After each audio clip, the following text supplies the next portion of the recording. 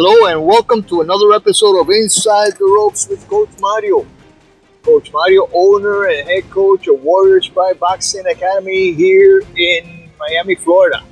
Well, they're in Miami, Florida because I am in Holiday, Tennessee right now, my friends.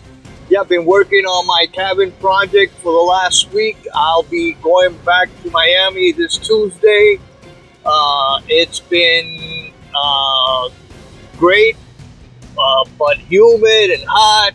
Working on insulation for my cabin, electricity, all kinds of stuff, guys. I have 12 acres down here in Holiday, Tennessee, which is about an hour away from Nashville and an hour and some change to Memphis. But anyway, guys, I told you so. To all those Pitbullmania fans, what did I say? One hit wonder. Didn't I say it? I've said it a whole bunch of times, and I had a lot of people commenting on my previous episodes saying, "Oh, Pitbull this, Pitbull that, Pitbull would destroy Matias, Pitbull." Guys, listen. Just by saying that shows me how little you know about boxing. Who did Pitbull Cruz beat? All right, I'm waiting for your answer. Who? Rolly Romero? And he didn't fight the mandatory, which was in Mario Rosso. Rolly Romero, who was an email champion, a mediocre fighter. He beat a mediocre fighter.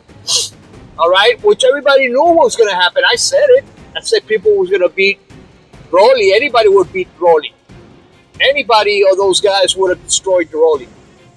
So this is the funny thing.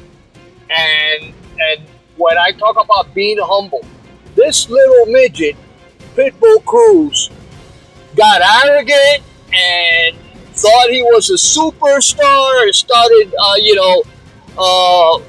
being rude to his opponent, not shaking his hand and talking trash. Guys, you gotta be humble. You gotta be humble. All right. I knew this guy was a one-hit wonder. I knew he didn't have what it takes. He's a one-dimensional fighter. He's too short for the division. Fought a tall, very skillful opponent in RAYO Valenzuela, which I knew was going to give him a hell of a fight if he boxed him. Pitbull was hardly ever connected during the night. For me, it was a masterclass by RAYO Valenzuela. I don't know how one judge had it, had scored it Pitbull's way. But, well, I know there's a lot of corruption in boxing. And to be honest with you, you heard all the commentators that were saying, "Oh, well, hopefully RAYO Valenzuela should get the nod from the judges." Hopefully. Why do you think they said hopefully? They said hopefully because the judges are usually,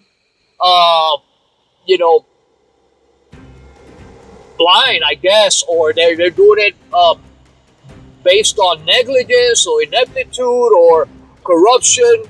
But they usually go for the most, the guy that makes the most money, the guy that is more money maker in the division. And Pitbull and his dad were talking about making millions with they were actually asking Suriel Matias, "Oh, well, it's $9 million to make a fight with Suriel Matias." Who the hell is that guy? Who the hell is Pitbull?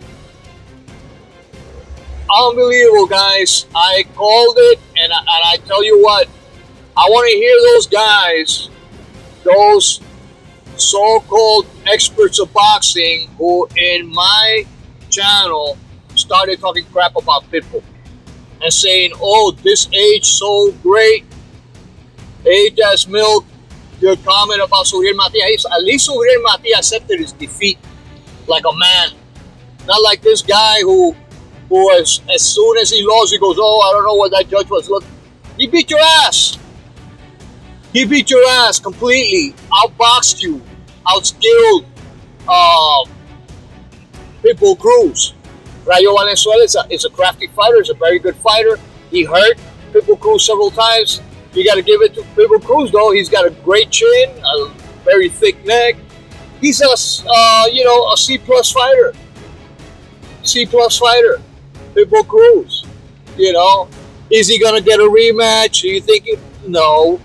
Well, maybe Rayo will give him a rematch, another beating, and make more money. But guys, it is something that I was predicting. It is something that I was saying that Pitbull Cruz was a one-hit wonder. That Pitbull Cruz got lucky that he fought Rolly Romero for the email championship of the world. You know, and you know the funny thing is how he got so cocky. This little guy, cocky as hell, arrogant. His whole attitude and demeanor, and I tell you something. Mexicans don't like that. Mexicans don't like arrogant people. Mexicans don't like the arrogant fighters. They like humble fighters that come there to fight and show their skills. But they don't like, there's guys like these who, once they get a title, they start picking and choosing and thinking they're all that when they haven't proven themselves. You're not a real champion, ladies and gentlemen. You're not a real champion if you have not defended your title at least once. And let me tell you something. He made a big mistake choosing Rayo Valenzuela. I don't know how he thought he was going to beat Rayo Valenzuela.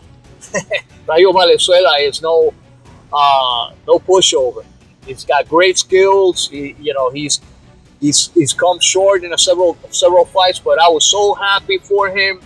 I was talking to some people, texted some people. I actually went and chatted with Tough Glove a little bit there.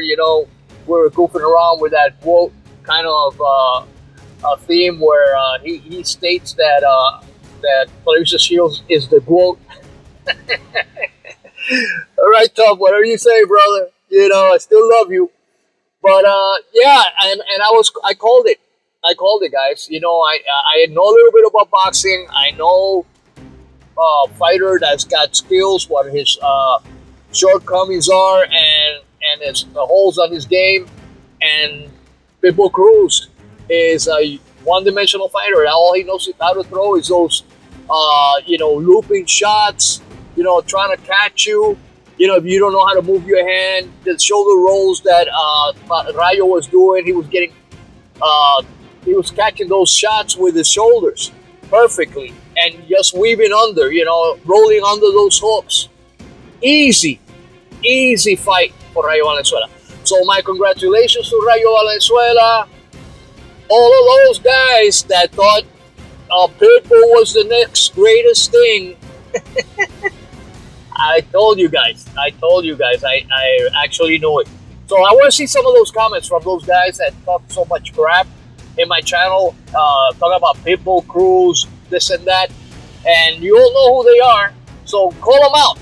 To those guys that thought Pitbull Cruz was a shit, was a next Mexican face of boxing and all this other stuff. Don't tell them what you think now. All right. Let's see. They'll probably disappear into the twilight zone. But anyway, guys, I'm on my way to my Airbnb. I got a couple of more days here in Tennessee, finish my project. Hopefully I'll be back in a few months.